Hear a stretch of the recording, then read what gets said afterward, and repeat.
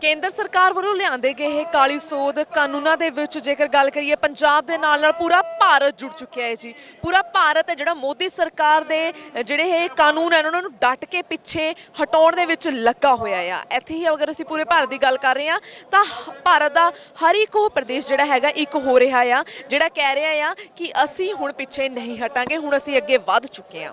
ਇੱਥੇ ਹੀ ਸਾਡੇ ਨਾਲ ਕੁਝ ਮੱਧ ਪ੍ਰਦੇਸ਼ ਭਾਵ ਐਮਪੀ ਦੇ ਲੋਕ ਜਿਹੜੇ ਨੇ ਮੌਜੂਦ ਨੇ ਜਿਨ੍ਹਾਂ ਨਾਲ ਅਸੀਂ ਗੱਲਬਾਤ ਕਰਦੇ ਹਾਂ।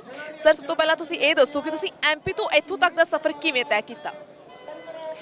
देखिए, मैं मध्य प्रदेश से हूँ, सुनील गोपाल, ऑल इंडिया किसान खेत मजदूर संगठन से हूँ। मैं माफ़ कीजिए पंजाबी में समझ तो लेता हूँ लेकिन उतना अच्छे से बोल नहीं सकता हूँ, तो मैं हिंदी में मेरी बात रखूँगा। हम लोग 25 तारीख को हम लोग मध्य प्रदेश से चले, बल्कि 23 तारीख से 24 तारीख से मध्य प्रदेश के अलग अलग क्षेत्रों से, खंडवा से, इंदौर से, ग्वालियर से जत्थे रवाना हुए। हम लोग 25 तारीख की रात में जब राजस्थान बॉर्डर क्रॉस करके उत्तर प्रदेश बॉर्डर पर पहुँचे तो सैया ब्रिज पड़ता है उत्तर प्रदेश बॉर्डर पर, आगरा से पहले। वहाँ उत्तर प्रदेश पुलिस ने हमको रोक दिया। उन्होंने कहा कि यहाँ से कोई भी किसान जत्था दिल्ली तक नहीं जाएगा। हम लोगों ने कहा ठीक है, आपने हमको रोक दिया है, तो हम लोग वहीं ब्रिज के ऊपर बैठ गए। हमने कहा हम वापस नहीं जाएंगे। एक तरफ पंजाब से लड़ने वाले किसानों का जत्था यहाँ आ रहा है, हम भी उनके साथ अपनी आवाज़ बुलंद करने के लिए किसी भी कीमत पर दिल्ली जाएंगे। आपने अगर हमें दिल्ली नहीं जाने दिया तो हम यहीं बैठकर आंदोलन करेंगे, सत्याग्रह करेंगे, अपनी जान देंगे यहीं यूपी बॉर्डर पर बैठकर, लेकिन हम लोगों को दिल्ली जाना है। तो आखिरकार उन लोगों ने हमें दिल्ली के लिए 48 घंटे वहीं, 2 रातें हम लोगों ने ठंड में वहीं सड़क पर गुजारी, जैसे तैसे अलाव जलाए वहाँ पर। 48 घंटे के बाद उन लोगों ने जब इजाज़त दी तो हम लोग चलते हुए दिल्ली यहाँ तक पहुँचे हैं। इस तरह हम लोग दिल्ली आए। दिल्ली आकर यहाँ पहले हम लोगों को बुराड़ी मैदान में रख दिया गया, लेकिन वहाँ से भी हम लोग एक एक दो दो करके, हमको जब पता चला हमारे पंजाब का किसान यहाँ पर आया है, यहाँ वो उनको बॉर्डर पर उनको जिस तरह का जुल्म सहना पड़ा, तो हम लोग भी यहाँ बॉर्डर पर आ गए हैं सभी के साथ भाईचारा व्यक्त करने। हिंदुस्तान का किसान आज एक हो, यही हमारी इच्छा है, इसीलिए हम यहाँ तक आ गए। किसान आंदोलन तेज करो इस नारे दे नाल तुसी आए हो, की कहना चाहोगे इस दे बारे में? देखिए, किसान आंदोलन तेज करने की बहुत बड़ी ज़रूरत है। किसान आंदोलन मतलब अकेला किसान उससे प्रभावित होगा ये नहीं है। किसान को आम शब्दों में, हिंदी में उसे अन्नदाता कहा जाता है, पंजाबी में भी शायद इसी से मिलता जुलता कुछ होगा। हम सब लोग हम समझ भी नहीं पाते हैं कि हमारी रोटी, हमारी बाकी चीज़ें कैसे हम तक पहुंच रही हैं। तो ऐसे में जब किसान फसल उपजा रहा है, किसान मेहनत कर रहा है, बीज डाल रहा है ज़मीन में, और उसके बाद खाद बीज लगा रहा है इतनी ठंड में, जहां दूसरे लोग हीटर के अलावा निकल नहीं रहे हैं, हीटर छोड़कर कमरे से बाहर नहीं निकल रहे हैं, ऐसी स्थिति में किसान ठंडे पानी में पैर डालकर फसल जो उपजाता है, जब फसल उपजाकर वो मंडी तक लेकर जाता है तो वहाँ पता चलता है कि उसको फसल का कोई दाम नहीं मिला। मध्य प्रदेश की हालत इतनी खराब है कि वहाँ किसान को लगभग हर फसल कर्ज लेकर हर फसल तैयार करनी पड़ती है। अभी सेंधवा की खबर आई, जब हम यहाँ मध्य प्रदेश के लिए चले तो सेंधवा की खबर आई है कि वहाँ पर किसानों ने भिंडी की खड़ी हुई फसल पर डोजर चला दिया है, हल चला दिए हैं। क्यों? क्योंकि जो किसानों की फसल, जब किसान भिंडी लेकर मंडी में जा रहा है बेचने के लिए, अभी जब एपीएमसी पूरी तरह भंग नहीं हुई है तब वो मंडी में जा रहा है, तब स्थिति ये है कि 1 रुपये किलो उसको भिंडी देनी पड़ रही है, वहाँ पर बेचनी पड़ रही है। उसको भिंडी का दाम 1 रुपये किलो मिल रहा है, और वही भिंडी उसी दिन जब आप बाज़ार में खरीद रहे हैं, ये 40 रुपये किलो भिंडी हमको खरीदने को मिल रही है। तो ये बीच का 39 रुपये कौन खा रहा है? और जब ये बात हुई है तो आप देखिए, हम जानते हैं ये पूरी नज़र, अभी इसी के 10 दिन पहले मंडी के अंदर मध्य प्रदेश में ग्वालियर मंडी में बासमती धान का भाव 17 रुपये किलो, यानी 1700 रुपये क्विंटल। वही बासमती केवल राइस मिल से होकर गुजरती है तो 70 से लेकर 150 रुपए उसकी कीमत हो जाती है। किसान जो पूरी उपजा रहा है उसको मिल रहे हैं 17 रुपए, और जो व्यापारी, बड़ा व्यापारी, छोटा व्यापारी नहीं, छोटे किसी भी तरह से आड़तीय नहीं, ये बड़ा व्यापारी है, बड़ी पूंजी जब से आई है इसमें कीमतें कई गुना बढ़ गई हैं। 17 रुपए किसान को मिल रहा है और व्यापारी जो है वो कमा रहा है उस पर 120 रुपए से ज़्यादा, 130 रुपए से ज़्यादा। तो ये अगर चलता, और पूरे हिंदुस्तान में यही हालत है, आप दक्षिण भारत से लेकर उत्तर भारत तक देख लीजिए, हर जगह किसान पिस रहा है। और हमको यही लग रहा है कि ऐसे में किसानों की जितनी एकता होगी, किसान इस देश का अन्नदाता है, 70% इस देश की अर्थव्यवस्था किसान पर आधारित रही है। और अगर आज किसान मर रहा है और उसे अगर मरने से बचाना है तो हम कहते हैं कि किसानों को एक होना पड़ेगा, और आम लोगों को भी किसान एकता, किसान और आम लोगों की एकता जिंदाबाद, इसका नारा लगाना पड़ेगा। ਕਿਸਾਨੀ ਨੂੰ ਅਸੀਂ ਮਰਨ ਨਹੀਂ ਦਵਾਂਗੇ, ਇਹਦਾ ਸਭ ਤੋਂ ਵੱਡਾ ਸਬੂਤ ਹੈ ਇੱਥੇ ਦੀ ਏਕਤਾ। ਜਿਹੜਾ ਪੂਰਾ ਭਾਰਤ ਇੱਕ ਹੋ ਰਿਹਾ ਹੈ, ਇਹ ਏਕਤਾ ਹੀ ਸਭ ਤੋਂ ਵੱਡਾ ਸਬੂਤ ਹੈ ਕਿ ਕਿਸਾਨੀ ਨੂੰ ਅਸੀਂ ਮਰਨ ਨਹੀਂ ਦਵਾਂਗੇ। ਇਸ ਦੇ ਨਾਲ ਹੀ ਗੱਲ ਕਰੀਏ ਐਮਪੀ ਦੀ, ਉਤੋਂ ਤੁਸੀਂ ਆਏ ਹੋ, ਕਿੰਨੇ ਲੋਕ ਜਿਹੜੇ ਆਏ ਹੋ ਤੇ ਤੁਸੀਂ ਕਿਸ ਉਮੀਦ ਦੇ ਵਿੱਚ ਆਏ ਹੋ ਇੱਥੇ? हम लोग लगभग 400 लोग किसानों का प्रतिनिधित्व करते हुए, किसानों का जत्था मध्य प्रदेश से आया है। 26 तारीख को और 27 तारीख को 2 दिन दिल्ली में किसानों का धरना था।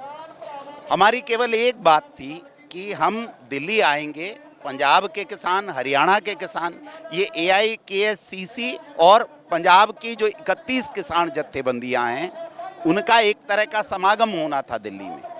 पहले हमको कहा गया जंतर मंतर में आपको बैठने नहीं देंगे, हमने कहा ठीक है रामलीला मैदान में आने दो हमको, लेकिन उन्होंने रामलीला मैदान का भी मना कर दिया, वो बोल रहे हैं बुराड़ी मैदान में आ जाओ। बाद में किसानों ने कहा कि ये कैसी सरकार, हम बात करने आना चाहते हैं, ये 3 किसान, ये कानून जो है आप कह रहे हैं किसानों की भलाई के लिए, हमने कहा हमें आकर समझाइए, हम अपनी बात रखेंगे, सरकार अपनी बात रखे कि कैसे ये किसान की भलाई के लिए। लेकिन ये कैसी सरकार है जो सड़क खोद देती है, जो खाई बना देती है। आप यहाँ पर देखिए ये जो बैरिकेड्स लगे हुए हैं, इनके ऊपर कटीले तारों की बाड़ लगी हुई है। ये पाकिस्तान बॉर्डर नहीं है, अगर आप देखेंगे तो लगेगा कि ये जैसे पाकिस्तान बॉर्डर है, लेकिन हमको पता है हमारी राजधानी का बॉर्डर आज ऐसा बॉर्डर बन गया है जिसमें एक तरफ पूरे किसान हैं, दूसरी तरफ जो है सरकार है। हम इस उम्मीद से आए कि आज पूरे देश के किसानों को एक होने का संदेश हम दे पाएंगे। पंजाब से हमारे भाई आए हैं, हरियाणा से भी भाई आए हैं, और ये एक दिन पूरे हिंदुस्तान का किसान जाति, धर्म, भाषा और क्षेत्र ये भूलकर एक होगा, किसान एक होगा, इस उम्मीद के साथ हम आए हैं। पंजाब के किसानों के साथ कंधे से कंधा मिलाकर हम यहाँ पर, अगर गोली चलती है गोली खाने आए, लाठी चलती है लाठी खाने आए, कुर्बानी देने आए हैं, लेकिन हम जाएंगे इन 3 कानूनों पर कुछ फैसला होने के बाद। ਇਸ ਦੇ ਨਾਲ ਹੀ ਜੇਕਰ ਗੱਲ ਕਰੀਏ ਐਮਪੀ ਦੀ, ਇਸ ਦੇ ਨਾਲ ਜੇਕਰ ਗੱਲ ਕਰੀਏ ਐਮਪੀ ਦੀ, ਤਾਂ ਐਮਪੀ ਦੇ ਵਿੱਚ ਗਰੀਬੀ ਦੀ ਤਾਦਾਦ ਜਿਹੜੀ ਹੈ ਵੱਧ ਚੜ ਕੇ ਦੇਖਣ ਨੂੰ ਮਿਲਦੀ ਹੈ ਪੰਜਾਬ ਨਾਲੋਂ, है ना जी। ਤੇ ਅਗਰ ਗੱਲ ਕਰੀਏ ਉੱਥੇ ਮਜ਼ਦੂਰਾਂ ਦੀ, ਤੇ ਉੱਥੇ ਮਜ਼ਦੂਰ ਔਰਤਾਂ ਨੂੰ ਬਹੁਤ ਹੀ ਜ਼ਿਆਦਾ ਬਦਸਲੂਕੀ ਦਾ ਸਾਹਮਣਾ ਕਰਨਾ ਪੈਂਦਾ ਆ ਇਸ ਗਰੀਬੀ ਦੇ ਚੱਲਦੇ ਆ। ਜਿਵੇਂ ਕਿ ਪਿੱਛੇ ਜੇ ਇੱਕ ਮੀਡੀਆ ਦੀ ਖਬਰ ਆਈ ਸੀ ਕਿ ਔਰਤਾਂ ਨੂੰ ਤਾਂ ਆਪਣੀ ਬੱਚੇਦਾਨੀ ਤੱਕ ਕਢਾਣੀ ਪੈਂਦੀ ਹੈ ਸਿਰਫ 200 रुपया मजदूरी ਦੇ ਪਿੱਛੇ। ਇਸ ਦੇ ਬਾਰੇ ਚ ਕੀ ਕਹਿਣਾ ਚਾਹੋਗੇ? देखिए ये बात सही है, मीडिया में जो खबरें आई हैं, गरीबी की स्थिति बहुत बुरी है। हम जानते हैं शहरिया आदिवासी हों, दूसरे आदिवासी हों, उन आदिवासियों को कृषि कार्य में लगाया जाता है। और जो मीडिया में खबर आई थी, कुछ क्षेत्रों में ये हालत है कि अगर आप गर्भवती हो जाते हैं तो आपको काम नहीं मिलेगा, खेतों में आपको किसानी का काम करने को नहीं मिलेगा। तो इसीलिए ये जो स्थिति है, ये आज बहुत बुरी स्थिति है महिलाओं की। आप सोचिए कुछ जगह तो बंधुआ मजदूर हैं, आपको लेकर रखेंगे, वो आपको ले आएंगे।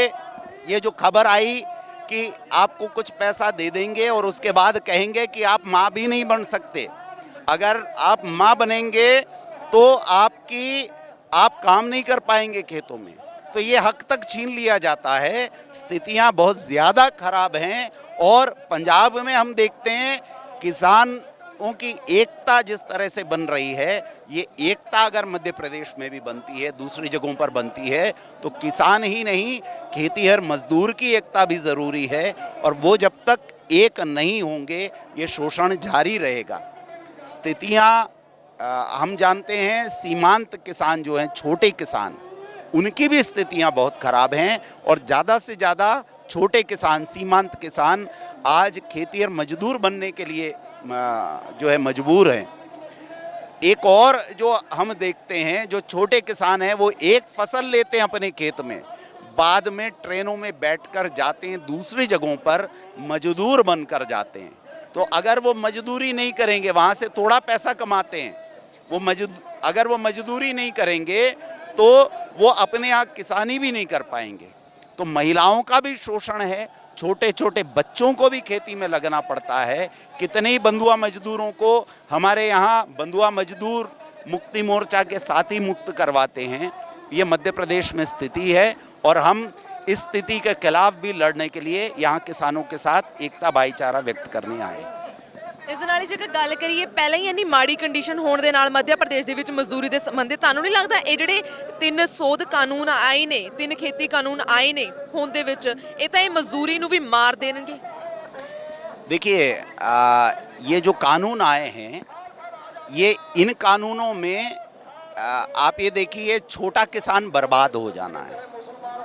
और जितनी ज़्यादा खेती है, गांव में जितने खेतीहर मजदूर हैं, जैसे बड़ा किसान जो होता है, बड़ा किसान क्या करता है, मैकेनाइज्ड फार्मिंग करता है, बड़ी बड़ी मशीनें लगाकर खेतों में अपना काम कर लेता है। लेकिन जो छोटा किसान है वही खेतीहर मजदूरों के साथ ज़्यादा काम करता है। तो ऐसी स्थिति में जब खास तौर से मंडी को पूरी तरह से कॉन्ट्रैक्ट फार्मिंग आ जाएगी, ये सब हो जाएगा, बल्कि हम तो कह रहे हैं कि जो छोटा किसान है वो खुद अपने खेत में मजदूर बन जाएगा कॉन्ट्रैक्ट फार्मिंग के चलते। हमने देखा है कॉन्ट्रैक्ट फार्मिंग में क्या होता है, कंपनी आती है, किसान को बीज बेचती है, बोलती है हम आपसे खरीद लेंगे, लेकिन बाद में कंपनी भाग जाती है। खाद नकली है, बीज नकली है और कीटनाशक नकली है।